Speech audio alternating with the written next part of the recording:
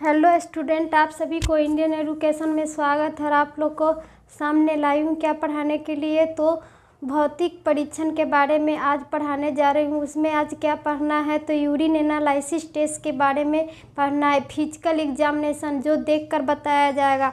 तो यही urine analysis, urine का जाँच कैसे होता है तो फिजिकल विधि से बताएंगे।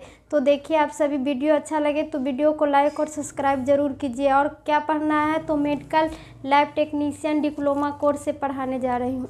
तो ये है क्या तो मूत्र परीक्षण, यूरिन एनालिसिस टेस्ट के बारे में पढ़ाने जा रही हूँ। जो मूत्र संबंधित जाँच है, जो मूत्र से जाँच क्या होगा, यही जाँच है। तो यूरिन एनालिसिस जाँच भौतिक परीक्षण या प्रत्यक्ष विधि से, भौतिक परीक्षण से या प्रत्यक्ष विधि से ही जांच किया जाएगा। यह क्या है तो फिजिकल टेस्ट है। यह क्या है तो फिजिकल टेस्ट, जो देखकर बताया जाएगा कि मूत्र में ये कौन सा बीमारी हो जाता है।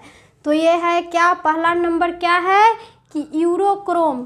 पहला नंबर क्या है, यूरोक्रोम की अधिकता होने से, यूरोक्रोम की अधिकता होने से बीमारी कम होगा। यूरोक्रोम की अधिकता हो जाने से क्या हो जाती है तो बीमारी कम हो जाती है। जब यूरोक्रोम क्या होगा तो यूरोक्रोम की अधिक हो जाएगा, अधिकता हो जाएगा तो इसकी बीमारी क्या हो जाएगी तो यूरोक्रोम की कम हो जाएगी। दूसरा नंबर क्या है कि यूरोक्रोम के कम होने से बीमारी अधिक होंगे और यूरोक्रोम के कम होने से क्या होंगे तो बीमारी अधिक होंगे और यूरोक्रोम के अधिक होने से बीमारी कम होंगे।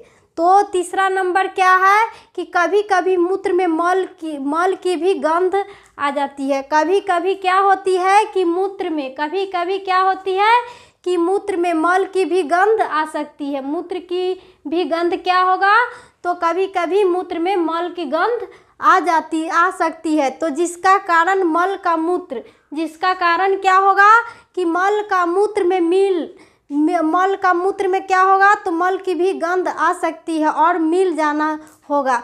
तो मल का मूत्र में मिल जाना क्या होगा तो ई कोलाई क्या हो जाएगा तो ई कोलाई जनित मूत्राशय का शोथ होगा। ई कोलाई जनित क्या होगा मूत्राशय का शोथ होगा। मूत्राशय में क्या हो जाएगा तो सूजन टाइप की हो जाएगा। किसकी तो मूत्र में मल आ जाने से, कभी कभी मूत्र में मल आ जाने से ही क्या हो जाती है तो ई कोलाई हो जाती है। बच्चों में क्या हो जाएगी तो ई कोलाई शोथ हो जाती है। तो यही है क्या, मूत्र को बढ़ जाने से, मूत्र में मल आ जाने से। चौथा नंबर क्या है कि मूत्र में मीठी मीठी, मूत्र में क्या होगी कि मीठी मीठी सी फलों की जैसी, मूत्र में क्या होगा कि मीठी मीठी फल की जैसी, कैसी तो फल के जैसी गंध होगी। तो फलों की जैसी गंध एसीटोन की उपस्थिति में, किसकी उपस्थिति में गंध तो एसीटोन की उपस्थिति के परिचायक गंध होंगे। क्या होंगे तो परिचायक गंध होंगे। जो रोग को मधुमेह से पीड़ित है, जो रोग किस बीमारी से पीड़ित है तो मधुमेह से पीड़ित होगा। किसके कारण तो मीठी मीठी सी फलों की जैसी गंध आएगा मूत्र में। तो वह किस बीमारी से पीड़ित हो जाएंगे तो मधुमेह बीमारी से। कौन बीमारी से तो मधुमेह बीमारी से पीड़ित होंगे।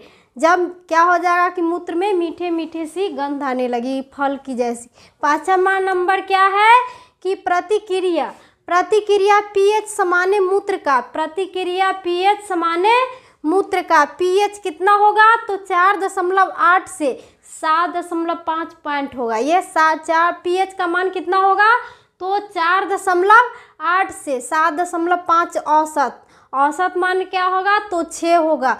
तो हल्का अम्लीय होगा। तो हल्का क्या हो जाएगा तो अम्लीय होगा। तो ये हो गया छठा नंबर आपेक्षिक घनत्व। आपेक्षिक घनत्व क्या होगा तो 1.12 से 1.024 होता है। तो मूत्र की मात्रा बढ़ जाने से क्या हो जाएगी तो वृक्क शोथ हो जाएगी। मूत्र की मात्रा बढ़ जाने से क्या होगी तो वृक्क शोथ की अवस्था में एल्बुमिन के कारण भी कुछ अपेक्षिक घनत्व बढ़ जाती है। किसके कारण तो मूत्र में एल्बुमिन के कारण भी कुछ क्या हो जाती है तो अपेक्षिक घनत्व बढ़ जाती है। तो मूत्र की मात्रा में बढ़ जाने से कौन बीमारी होगा तो वृक्क शोथ, किडनी में शोथ हो जाएगा। तो यही है मूत्र की मात्रा बढ़ जाने से। अब क्या है कि मूत्र का औसत आयतन 24 घंटे में विसर्जित होती है। मूत्र की मात्रा का क्या होती है कि 24 घंटे में विसर्जित होती है। तो नवजात शिशु में क्या होगा तो पहला में क्या है कि नवजात शिशु में कितना होगा तो 30 से 60 मिली ही होगी। तो यही है क्या, मूत्र की औसत और 24 घंटे का विसर्जित।